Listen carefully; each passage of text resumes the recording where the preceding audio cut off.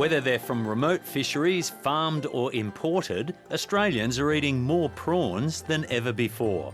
Last year, consumption grew by about 20%, and we're now eating more than 55,000 tonnes a year. And according to the industry, there's a strong preference for Australian prawns. The number one thing is trust, and trusting that when you take the product home, that it's going to be safe and good to eat. And then very close behind that is origin. And Australian matters to people more so than the exact part of Australia, but that they are Australian. And that ladders into other areas like, has it come from an ethical source, been sustainably sourced? And Australian wraps that up. So when we buy Aussie prawns, we know that we're getting a great product, but also from well-managed fisheries and farms. We've got some new recipe books coming soon, so you're looking forward to those?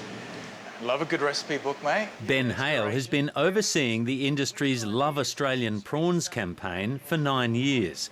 He says market research points to a strong preference for locally caught or farmed product.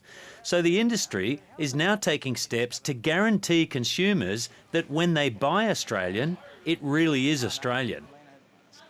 Trust is such an important factor when it comes to buying prawns, and I think the more trust and transparency that we can show as an industry, the more confident people will be that their Australian prawns are the best quality.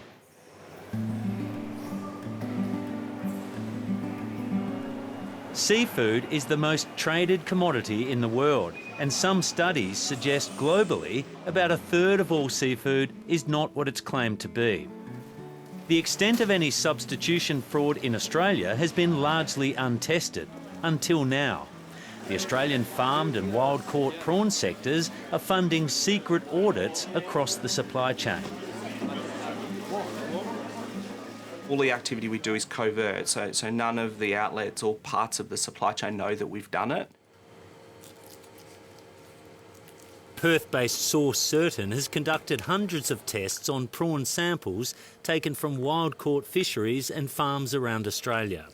They're using technology developed by chemist John Watling in 1972 to detect fraud in gold. Everybody knows what gold looks like, but gold has a whole range of trace elements in it that allow you to trace it back to a mine of origin. The concept is that every single thing, either living or manufactured, has a trace element signature. 92 elements in the periodic table, we use about 56 of them, has a trace element signature that is indicative of where it has grown, where it has been brought up, where it has lived, or where it was manufactured. The company is now working with Curtin University. It has a database with thousands of trace element samples to help match prawns to where they're caught or grown. Its first covert audit was in 2019. So we took 200 covert samples. 97% of them were verified as Australian. There were 7 samples that we identified as being anomalous. We don't believe necessarily that it was a fraudulent activity that led to those, but potentially a mistake within the supply chain. We've subsequently done further work and rectified it. A second audit in Easter confirmed the positive results, but the industry says this is just the beginning. It will continue its covert testing. Let's just say that everyone's on notice. If you're going to call it an Aussie prawn, we're checking. We need to be able to give and carry on with the consumer confidence, the fisher confidence. The covert audit is designed purely to support the consumer so that they know that when they're buying an Australian farm prawn, that it definitely is that.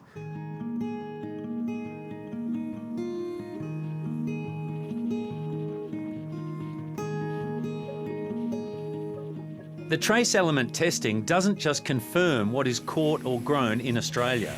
It can also identify prawns from individual fisheries. Austral Fisheries operates a fleet of 10 trawlers across Australia's top end and invests heavily in marketing its prawns for their sustainability and ethical production. It's a critical point of difference in a competitive market. Within the brand, we really encompass our commitment to sustainability, the basic elements of the fishery, labour practices, the fact that we've offset all of our emissions with planting trees. And I like to think that the business is about that leadership piece, including safety outcomes for this business. So that's building the brand, and we like consumers to feel like they're sharing in that journey. And the more that we can explain, the more loyalty we have, and through that loyalty we would hope for premium. And all those things cost money. Absolutely.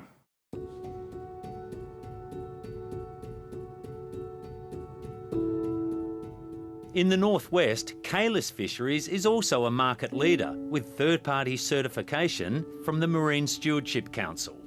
It's keen to protect its investment and works closely with its retailers. For now, it supports the industry taking a soft approach on the small number of suspicious results so far. At the end of the day, we're all working in a seafood category. We like people to work in there appropriately. There could be some people who are actually selling product which is not labelled correctly, but they don't know that themselves. You know, they might have bought it thinking that it came from this region, and so they sell it based on coming from that region. So that becomes part of educating the whole supply chain. So definitely I think that sort of approach is the right one. Australia only produces about 7,000 tonnes of farmed prawns each year, and the farmed sector acknowledges that imported product is a crucial part of the supply chain because wild-caught prawn volumes are limited by what can be sustainably caught. But the farm sector is about to embark on a massive expansion, more than tripling production by 2025. It wants consumers to know that Australian prawns come with certain guarantees. Well, in Australia, we have very tight regulations for the environment, for water use, for land use, and we have very strict controls on traceability, and the consumer recognises that. And so it's important that when people are buying an Australian prawn, they understand that it has that background to them. Austral Fisheries is now considering using the new technology for its highly lucrative Patagonian toothfish exports into China. The company already uses blockchain technology, but says trace element testing will provide much greater protection. In markets, particularly like China, where risk of brand theft and rip-offs and fraud are potentially higher, this technology can begin, if you like, it's the warning sign, it's the first stage in determining where problems might occur.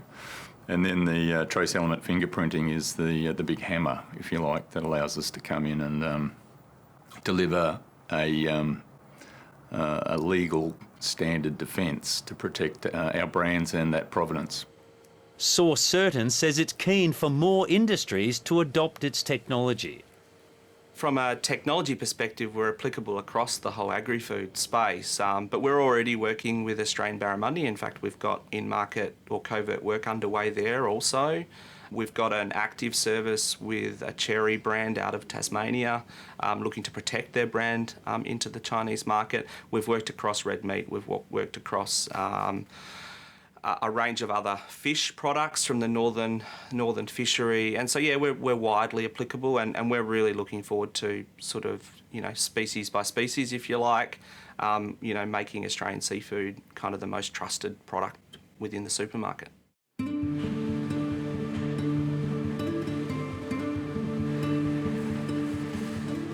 The reality of Australia's prawn market is that nearly 60% is imported, worth $450 million a year. Trace element testing is not just a guarantee for consumers, but also for jobs here in Australia. We can't produce everything in that space. What the Australian prawns do, however, is keep people in factories like this employed, thousands of people around the country on boats, whether it's processing, whether it's catching.